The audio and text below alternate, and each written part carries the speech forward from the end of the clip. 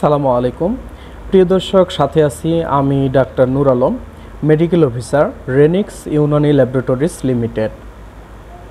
আজকে আমরা জানব গ্যাস্ট্রিক সমস্যার সহজ ঘরোয়া সমাধান কি। কিছু খেতে পারি না, কিছু খেলেই পেটে গ্যাস হয়, বমি বমি ভাব হয়, বুকে জ্বালা পোড়া হয়, পেট ফুলে থাকে বা পেট ফেঁপে থাকে, পেটে ব্যথা হয়। আর এটাকে মেডিকেলের ভাষায় বলে গ্যাস্ট্রোইসোফেজিয়াল রিফ্লাক্স ডিজিজ বা GERD। রোগের নাম মুখস্থ করতে হবে না, কিছু নিয়ম মেনে চললেই আপনি সহজে এই সমস্যা থেকে মুক্তি পেতে পারেন।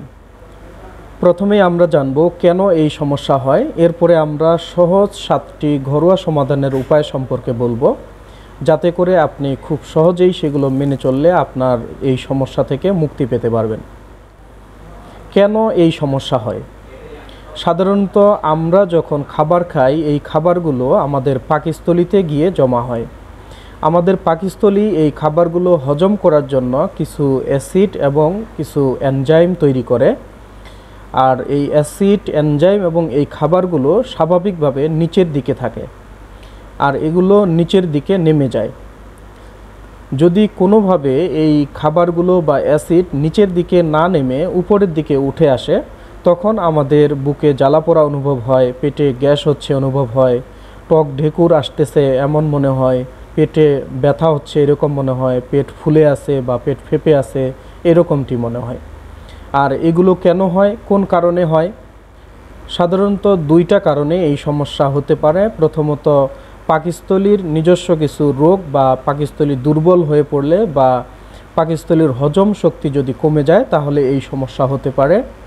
আর দ্বিতীয়ত, আমাদের খাদ্যাভ্যাস বা বিভিন্ন ধরনের অভ্যাসজনিত কারণেও এই সমস্যা হতে পারে।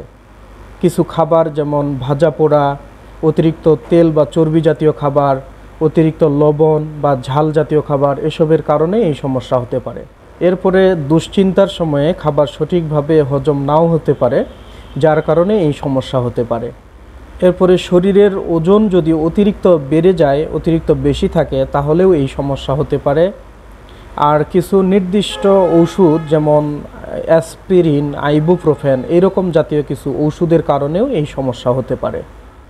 এবার আমরা আসি কিভাবে ঘরে বসেই আপনি 7টি ঘরোয়া সমাধান মেনে চলে আপনি এই সমস্যা থেকে দ্রুত মুক্তি পেতে পারেন। ঘরোয়া সমাধান নাম্বার 1, আপনি পেট ভরে খাবার খাবেন না।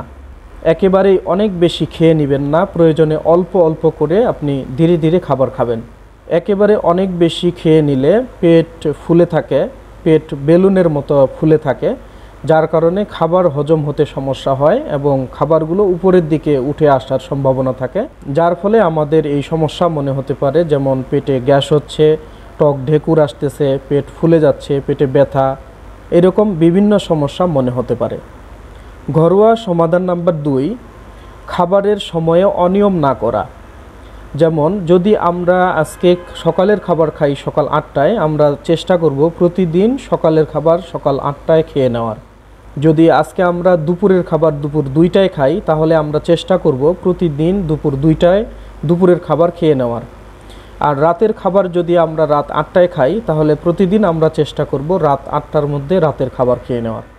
যখন আমরা খাবারে অনিয়ম করি, তখন আমাদের পাকস্থলী এলোমেলোভাবে ফাংশন করে, যার ফলে আমাদের পাকস্থলী দুর্বল হয়ে যায় এবং হজম শক্তি কমে যায়। আর এই কারণে আমাদের তখন এই সমস্যার সম্মুখীন হতে হয়। ঘরোয়া সমাধান নাম্বার 3, কিছু খাবার এড়িয়ে চলা। যেমন ভাজা পোড়া, অতিরিক্ত তেল বা চর্বি জাতীয় খাবার, অতিরিক্ত ঝাল বা লবণ, ice cream, cold drinks, chips, chocolate, biscuit, এইরকম কিছু খাবার যেগুলো খেলে আপনার গ্যাস হয় পেটে, এরকম কিছু খাবার আপনার এড়িয়ে চলা উচিত। ঘরোয়া সমাধান নাম্বার 4, রাতের খাবার ঘুমানোর 3 থেকে 4 ঘন্টা আগেই খেয়ে নেওয়া। আমাদের শরীরে খাবার হজম হতে সাধারণত 2 থেকে 3 ঘন্টা বা কিছু খাবার হজম হতে 4 ঘন্টা পর্যন্ত সময় লাগে। এজন্য আপনি রাতের খাবারটি রাতে ঘুমানোর 3 থেকে 4 ঘন্টা আগেই খেয়ে নেওয়ার চেষ্টা করবেন। আর খাবার খাওয়ার পরে সাথে সাথে শুয়ে পড়বেন না, একটু কষ্ট করে হাঁটাচলা বা বসে থাকবেন, স্বাভাবিক হাঁটাচলা করবেন অথবা বসে থাকবেন। ঘরোয়া সমাধান নাম্বার 5, শোবার সময়ে আপনি 10 থেকে 20 সেন্টিমিটার কোমরের তুলনায় বুক এবং মাথা উঁচুতে রাখবেন। কেন এটি করবেন? কারণ হলো আমরা যখন খাবার খাই আমাদের খাবারগুলো সাধারণত নিচের দিকে থাকে, আর যখন আমরা শুয়ে পড়ি খাবার খেয়ে সাথে সাথে শুয়ে পড়ি তখন সেই খাবারগুলো মুখের দিকে আসতে পারে, যার কারণে বুকে জ্বালা পোড়া অনুভব হয়, পেটে গ্যাস হয়, পেটে ব্যথা করে, এরকম বিভিন্ন ধরনের সমস্যা মনে হতে পারে।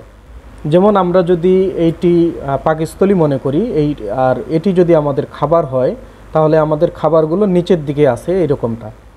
এটি হলো আমাদের পাকস্থলীর মুখ, আর এই পাশে এটা হলো নিচের অংশ। যখন আমরা শুয়ে থাকি তখন এইভাবে আমরা শুয়ে থাকি, যার কারণে খাবারগুলো মুখের দিকে আসার চেষ্টা করে, আর তখনই আমাদের কিন্তু এই সমস্যা মনে হয়।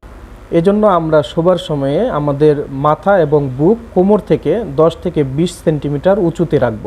ঘরোয়া সমাধান নাম্বার 6, আপনার শরীরের ওজন যদি অনেক বেশি থাকে তাহলে ওজন নিয়ন্ত্রণ করবেন। শরীরের ওজনের কারণেও ওজন বেশি হলে খাবারে হজমে সমস্যা হয় এবং এই ধরনের সমস্যা হতে পারে। ঘরোয়া সমাধান নাম্বার 7, ধূমপান বা নেশা জাতীয় দ্রব্য এড়িয়ে চলবেন।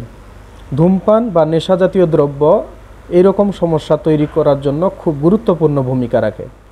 তবে শুধু এই 7টি নিয়ম মেনে চললেই যে আপনার সম্পূর্ণ সুস্থ হয়ে যাবেন এমনটি না। যদি আপনার সমস্যা অনেক বেশি মনে হয় তাহলে আপনি ন্যাচারাল মেডিসিনের মাধ্যমে চিকিৎসা গ্রহণ করবেন।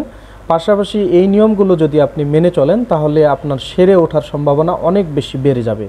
ধন্যবাদ। সুস্থ থাকবেন, ভালো থাকবেন। আসসালামু আলাইকুম।